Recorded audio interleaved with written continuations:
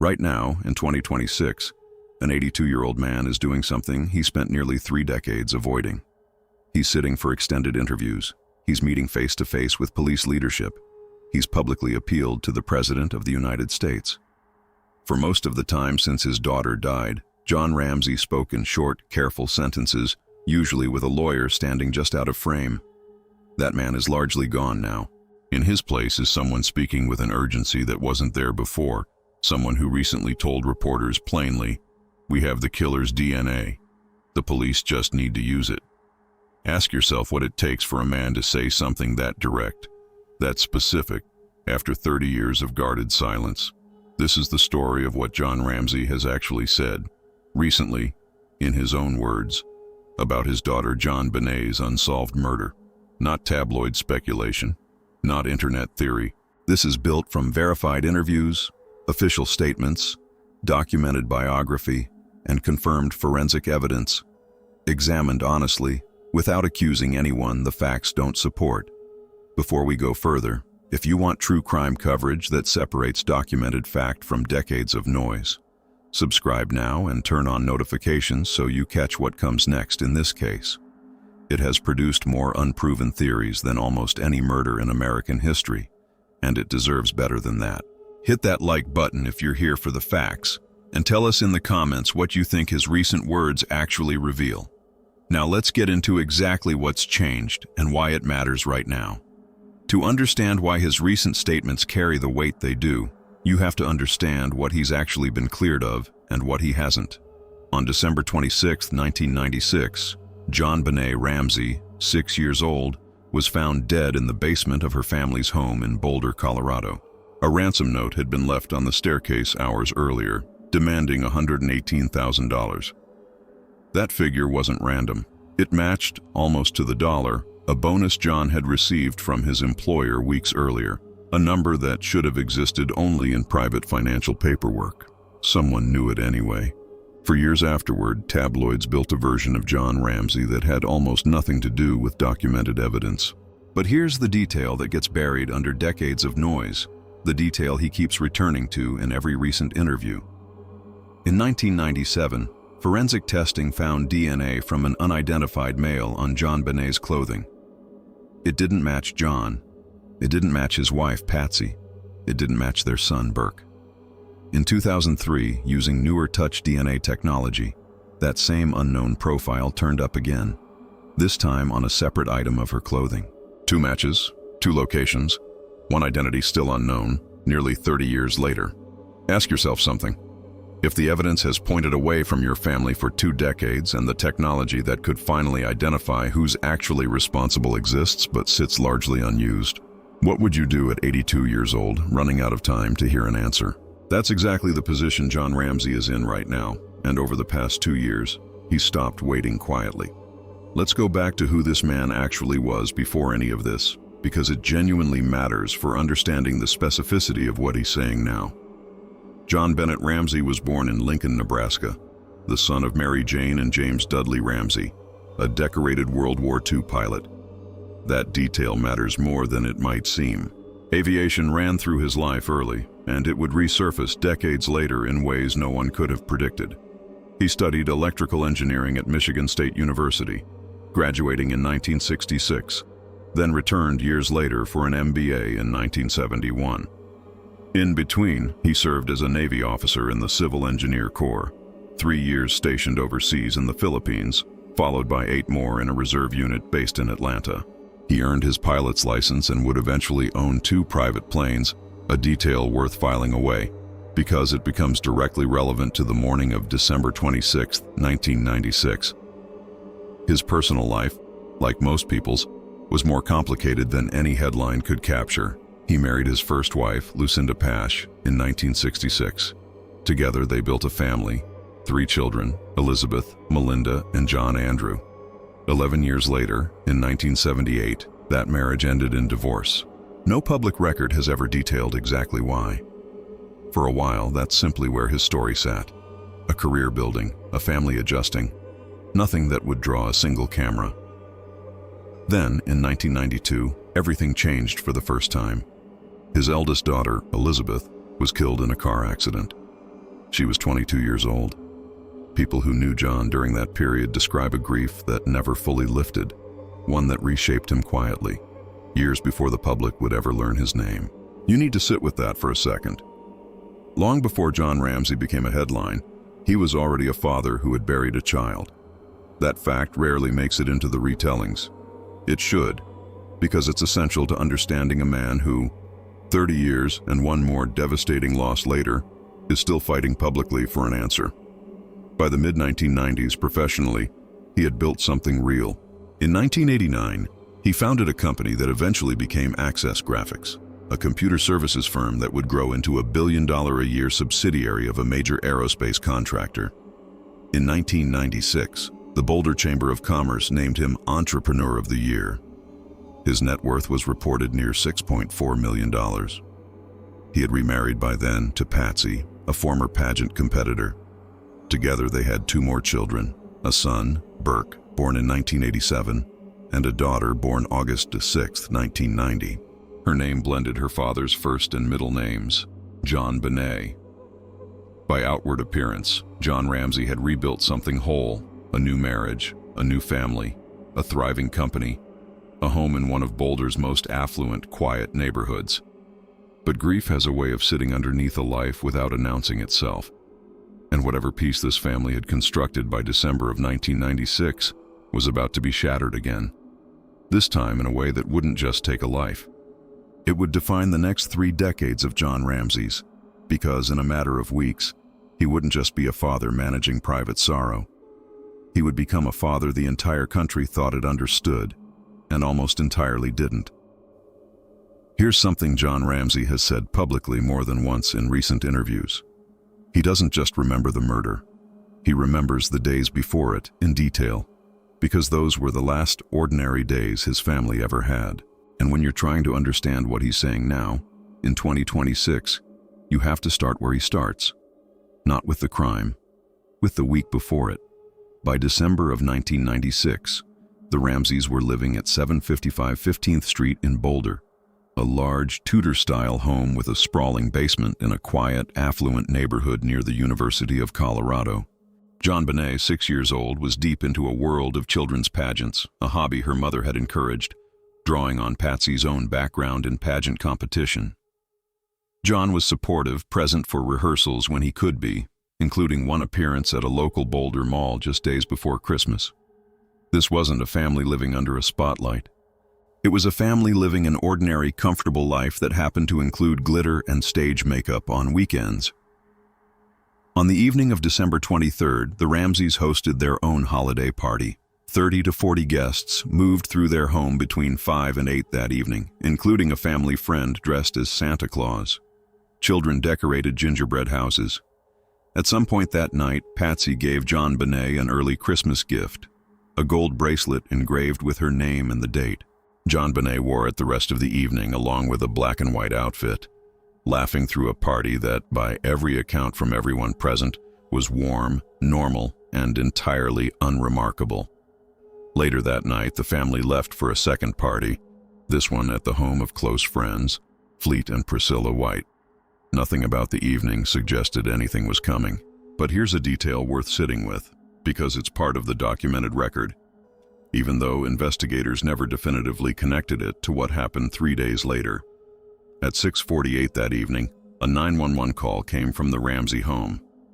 It disconnected before anyone spoke. When police called back, they reached voicemail. An officer was dispatched, spoke briefly with a family friend at the house, and left within 20 minutes, satisfied it was accidental. No report was filed. Ask yourself, if you were that officer standing in that doorway, would you have thought twice? Nobody did.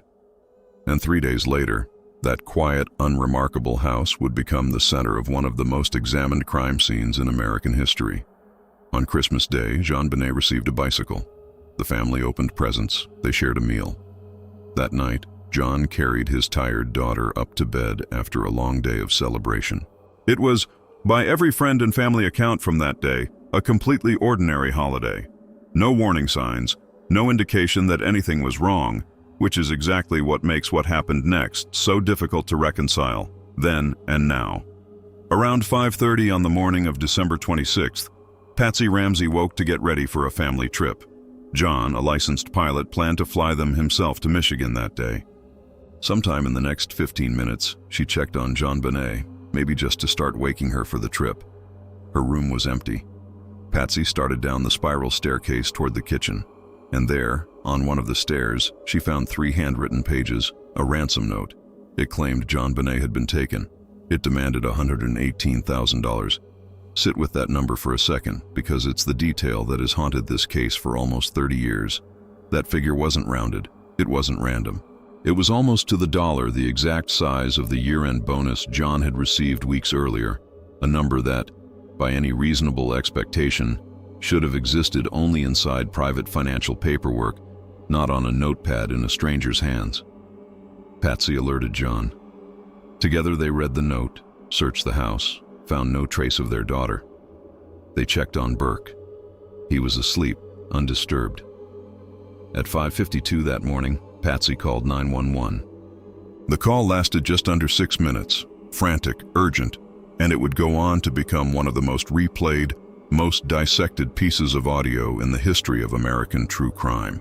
Here's where the record gets genuinely complicated, and where responsible coverage has to slow down and be honest rather than pick a side. Some analysts listening back over the decades have pointed to specific word choices in that call. The order details were mentioned, the tone, and raised questions about what it might mean. Other trained forensic psychologists have pushed back hard on that entire approach, arguing that reading hidden meaning into a single call, made during the most traumatic morning of someone's life, is subjective at best, and has never been treated as real evidence in any court connected to this case. It's a genuinely open debate, not a settled one. There's a second claim tied to that same recording, one that's followed this case for decades. Some enhanced audio analysis done after the call had technically ended appeared to pick up faint background voices, including one some listeners believe sounds like Burke, seemingly at odds with the family's account that he slept through the entire night undisturbed. Multiple experts have reviewed that audio since. No unanimous conclusion has ever been reached about what those sounds actually are, or whether they mean anything at all. What isn't in dispute is what happened next. Officer Rick French arrived at 5:59 a.m., 7 minutes after the call.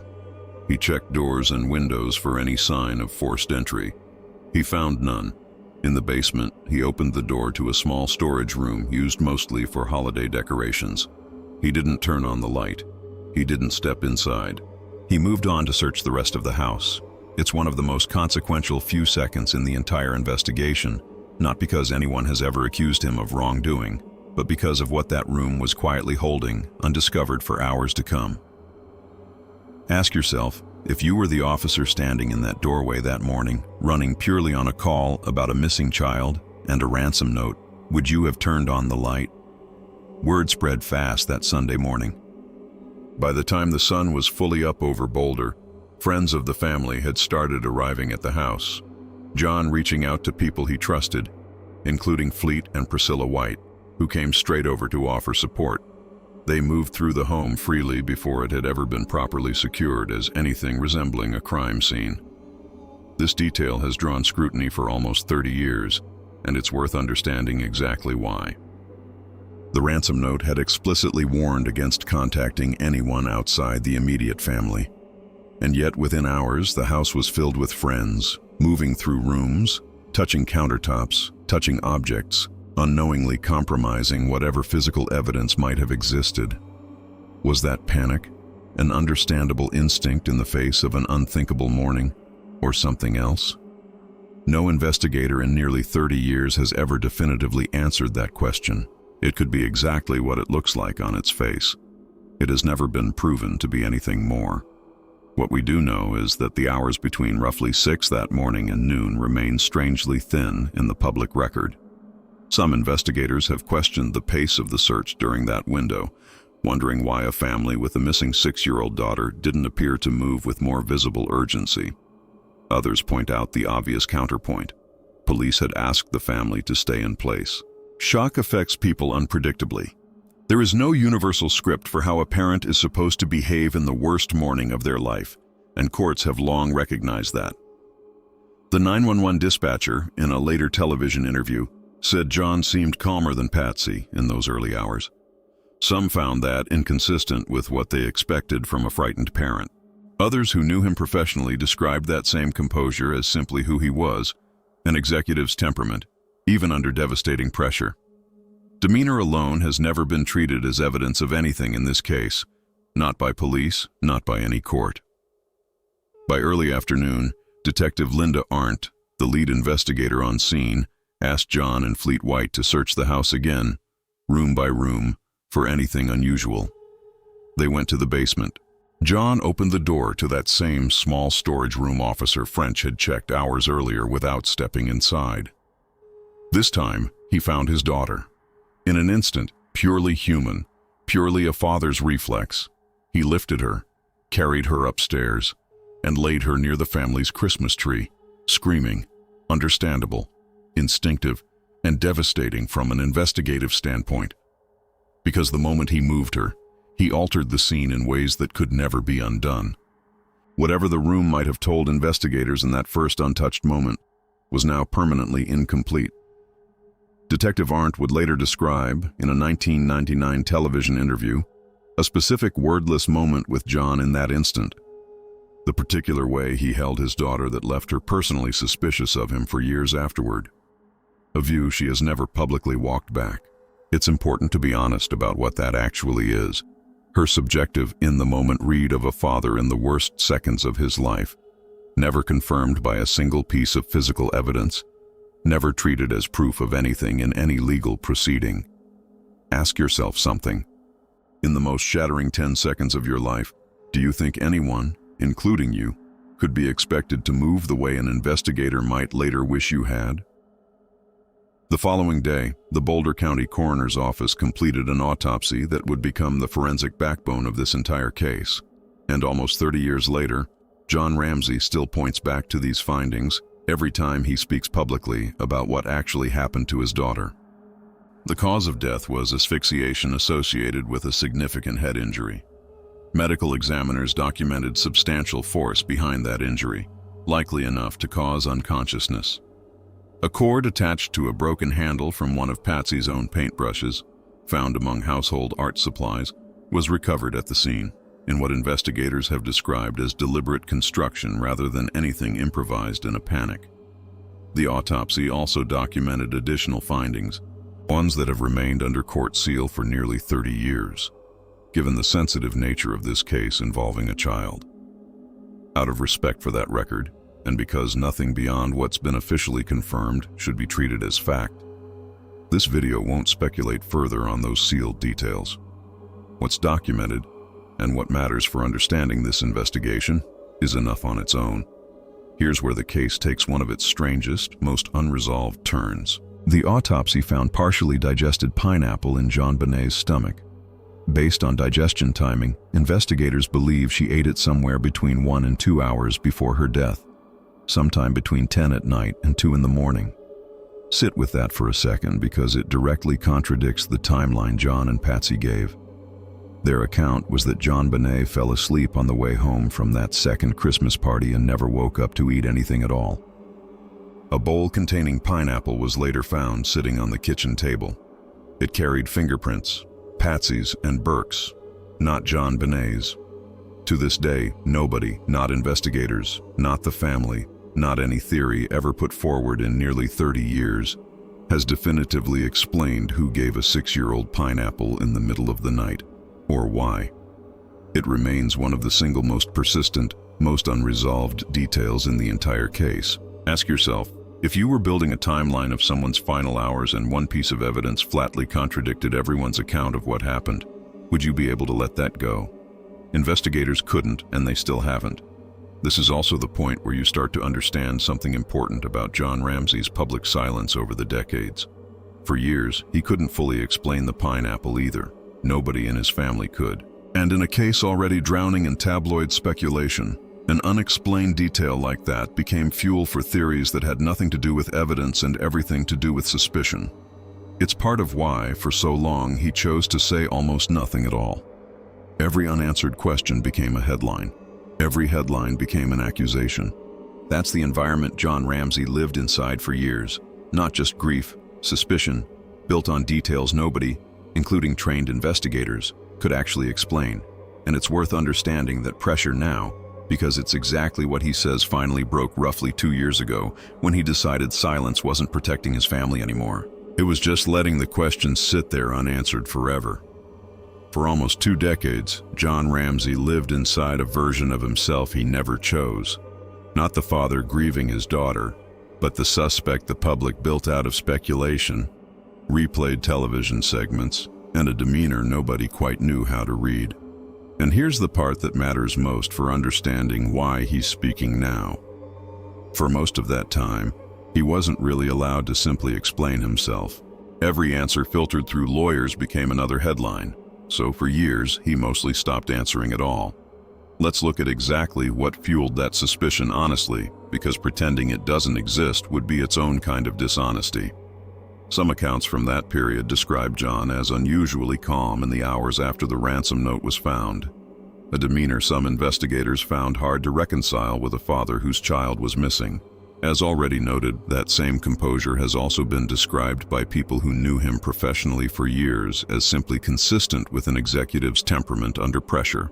There are also documented inconsistencies in his account of that night, differing statements over the years about whether JonBenét was briefly awake when the family returned home from the second Christmas party, and a roughly 90-minute absence from the house later that same day, during which John has said he went out to retrieve the mail, an explanation some investigators, including Detective Arndt, found difficult to reconcile, since the Ramsay home actually received mail through a front door slot. There's a separate, smaller discrepancy too, one that's rarely highlighted but tells you something about how differently two people can remember the same morning. Patsy said calling 911 was her own idea. John, in a CNN interview, described instructing her to make the call after he read the note.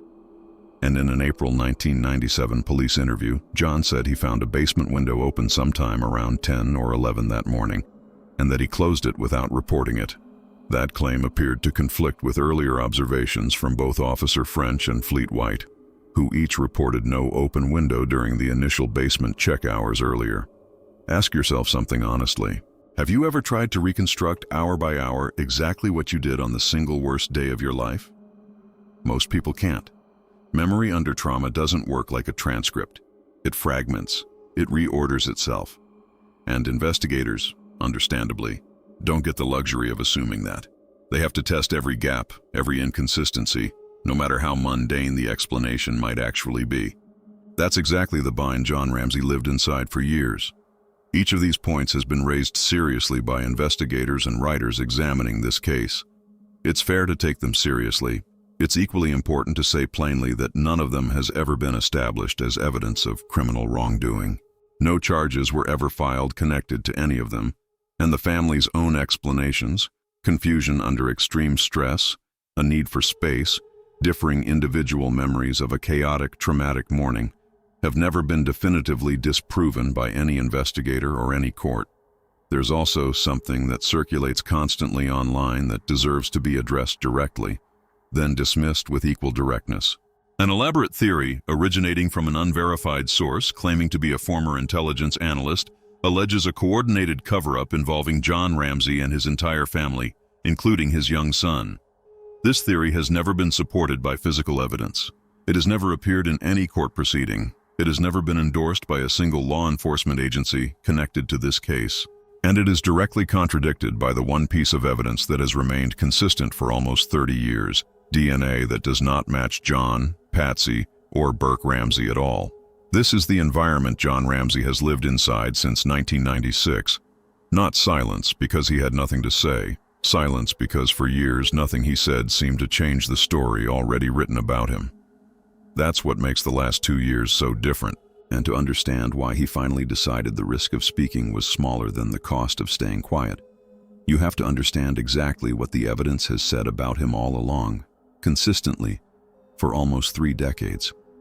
Here is the one piece of evidence John Ramsay returns to every single time he speaks publicly now, not his own account of that morning, not the theories, the DNA. In 1997, forensic testing identified genetic material from an unknown male, mixed with a small amount of blood, in JonBenét's underwear.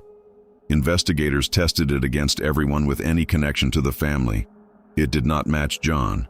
It did not match Patsy. It did not match Burke. It did not match any of the family friends who voluntarily submitted samples during the investigation. Run through the FBI's National Criminal Database, it produced no match at all. Whoever it belonged to had never been caught for anything, anywhere. Then, in 2003, investigators went back with newer technology, touch DNA, capable of detecting genetic material from something as faint as skin cell contact. And on a completely separate item of clothing, JonBenet's long underwear, they found the same unidentified profile.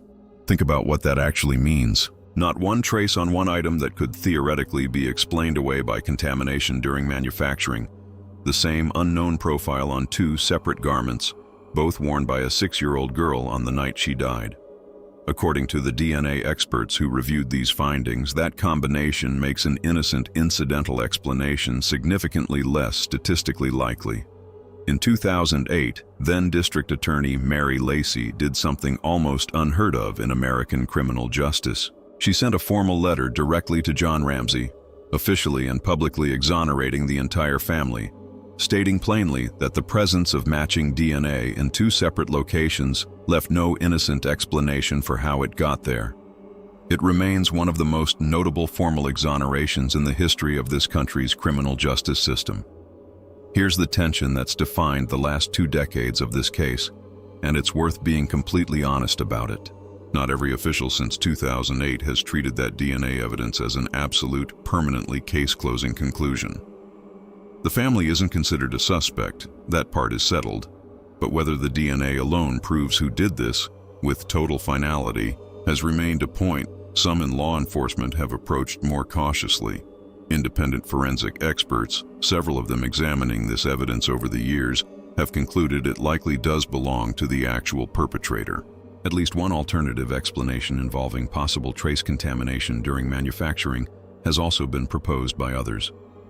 The complexity of the sample, which some believe may contain genetic material from more than one contributor, has made definitive interpretation difficult. This remains one of the most actively debated technical questions in the entire case, still being discussed by forensic professionals right now in 2026. But here's what almost never makes it into shorter, less careful retellings of this case. And it's the exact detail John Ramsay has been publicly emphasizing for the past year. That unidentified DNA, sitting in evidence for almost 30 years, has never once been run through forensic genetic genealogy, the same investigative method that identified the Golden State Killer in 2018, cracking a case that had gone cold for more than 4 decades. According to the family, the sample hasn't yet been considered complete or sensitive enough for current genealogical technology to reliably process. Investigators, they say, are effectively watching and waiting, monitoring the science as it improves. For the moment, it finally becomes capable of processing what's already sitting preserved in a database. It's not if, the family has said, it's when. John Ramsay has grown increasingly blunt about this in recent interviews. "We have the killer's DNA," he's told reporters. "Forensic genetic genealogy is the tool that could give us his name if the police would only use it." Ask yourself this. If the answer to a 30-year-old murder might already be sitting in a database, waiting on nothing but a technological threshold, how would you feel watching that wait stretch into another year and another? For John Ramsay, that frustration has already produced action. In 2022, he circulated a public petition, gathering more than 16,000 signatures, calling on Colorado officials to authorize independent testing outside the state's own crime lab. He said at the time he was prepared to pursue legal action if the request went unanswered.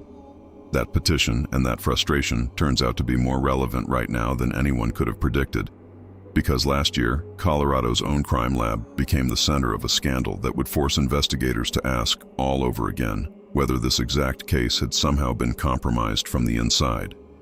There's a version of this case that never gets enough airtime. Buried under decades of suspicion aimed at the family, a body of physical evidence separate from the DNA that has quietly supported one specific theory for almost 30 years. Someone came in from outside that house, and they were never caught. Start with the basement window. A veteran investigator pointed to a broken window and a suitcase positioned directly beneath it. containing glass and dirt, as a possible entry or exit point. But intact cobwebs found around the window frame led Boulder police to believe it hadn't been recently used by anyone. The picture gets murkier from there. John Ramsay had already admitted independently that he'd broken that same window himself months earlier, after being locked out of the house. One detail, two completely different explanations, and no way, even now, to know for certain which one applies. Then there's what else investigators found and never fully explained. An unidentified boot print pressed into mold on the basement floor that didn't match any known member of the household. An unidentified hair recovered from the blanket that had been covering JonBenét. A length of rope found in a nearby bedroom that didn't belong to the Ramseys.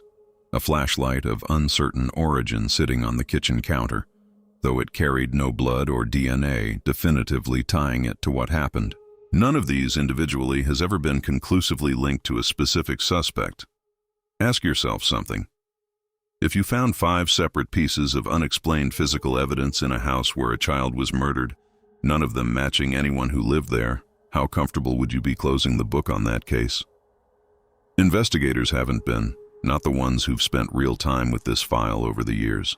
Independent investigators, veteran homicide detectives brought in specifically to review the evidence with fresh eyes, and criminal profilers with decades of experience analyzing violent crime have publicly stated their own conclusions. Taken as a whole, they say, the evidence points toward an outside perpetrator, not anyone inside the household. It's important to be precise about what that actually is, professional opinion based on independent review of the case file, not proven legal fact. No trial connected to this case has ever taken place, so none of it has ever been tested in a courtroom. Still, this is the outside validation John Ramsay has spent years publicly pointing to whenever he's asked why he still believes so firmly that his family had nothing to do with his daughter's death. It isn't just the DNA anymore. It's boot prints, hair, rope, a broken window with 2 competing explanations, and trained professionals who've looked at all of it and reached the same conclusion he has. None of it erases the genuinely difficult, unresolved questions still sitting at the center of this case. Questions that have nothing to do with unverified theories online and everything to do with documented, official evidence. Why did a ransom note contain a figure that closely matched a private financial detail almost no one outside the family would have known? Why was there no clear sign of forced entry anywhere in that house? These are the same open questions that have defined serious, credible investigation of this case for almost 30 years. And John Ramsay himself has never claimed to have definitive answers to either one. What he has said, consistently, publicly, and with growing urgency, is that he believes the answer is already sitting inside that unidentified DNA profile, and that modern technology, if it's ever fully applied, could finally provide it.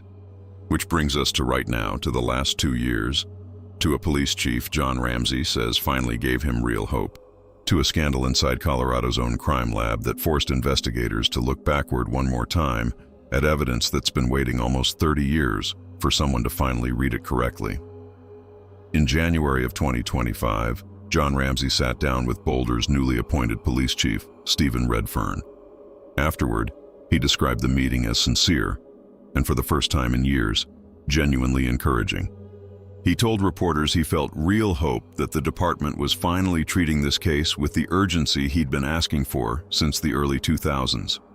What mattered most to him, he said, was that Redfern was an outsider, someone not shaped by the department's earlier institutional culture around this investigation, someone with no old assumptions to protect. Later that year, his son revealed something that had never been made public before. The unidentified male DNA recovered from JonBenét's clothing, the same profile confirmed twice, in 1997 and again in 2003, still hasn't been run through forensic genetic genealogy. According to the family, the existing sample hasn't yet been considered complete enough for the technology to reliably process. Investigators, they say, are watching the science closely, waiting for the exact moment it becomes capable of handling what's already preserved. It's not if, the family has said, it's when. John Ramsay has stopped saying that quietly. We have the killer's DNA, he's told reporters directly. Forensic genetic genealogy is the tool that could give us his name, if the police would only use it. Then, this past summer, a story broke that had nothing to do with JonBenet's case at first, and everything to do with it by the end. A Colorado Bureau of Investigation forensic analyst, employed at the agency since before 1996, pleaded guilty to multiple felony charges, including cybercrime, perjury, forgery, and attempting to influence a public servant, tied to mishandling DNA evidence across more than 1,000 cases spanning 18 years. An internal review found she had omitted material facts, tampered with test results, and violated lab policy repeatedly. Misconduct first flagged by a colleague back in 2014, but not fully investigated until 2023. Under her plea agreement, she faces between 8 and 16 years in prison. Because she'd been employed at the agency during the original processing of this case, the question was immediate and completely understandable. Did she touch this evidence too? Both the Boulder Police Department and the Boulder County District Attorney's Office responded directly. After a full review, they found no indication she had personally handled or affected any evidence connected to JonBenet's death. The earliest, most critical DNA testing in this case, they confirmed, had actually been conducted by an independent private laboratory in Virginia, not the state crime lab at all. A detail John Ramsay publicly confirmed aligns with what his family has long understood to be true. Still, ask yourself, after almost 30 years spent simply trying to get evidence tested by institutions you can fully trust, what does it do to you watching a scandal like that break, even when it turns out not to touch your daughter's case directly? John Ramsay addressed it calmly, but used the moment to renew his specific argument rather than simply express relief. We did know that a number of items from the crime scene were sent in for testing, and a number were not tested, he said, a detail that hadn't been widely reported before, and that adds real specificity to his long-standing frustration. In September of last year, John Ramsay made perhaps his most striking public move yet. He appealed directly to the President of the United States, asking for federal attention to help finally push his daughter's case toward resolution after nearly 30 years. He is 82 years old now. He has said plainly, repeatedly, that his only remaining goal is to know who did this before he dies. This past December, Boulder's police chief addressed the case publicly himself in a video statement marking another anniversary of JonBenet's death. Techniques and technology constantly evolve, he said. This is especially true with technology related to DNA testing. It's a carefully worded statement, one that neither promises a breakthrough nor dismisses the possibility of one. Around the same time, officials went slightly further in a joint statement, acknowledging that federal, state, and local agencies remain steadfast in their diligence to explore all advanced DNA testing capabilities from outside independent labs, while ensuring the efficacy and validation support for those evolving testing methodologies. According to people close to the investigation, this represents one of the clearest public acknowledgments yet that the exact thing John Ramsay has been requesting for years outside independent laboratory testing is genuinely being evaluated rather than simply deferred indefinitely.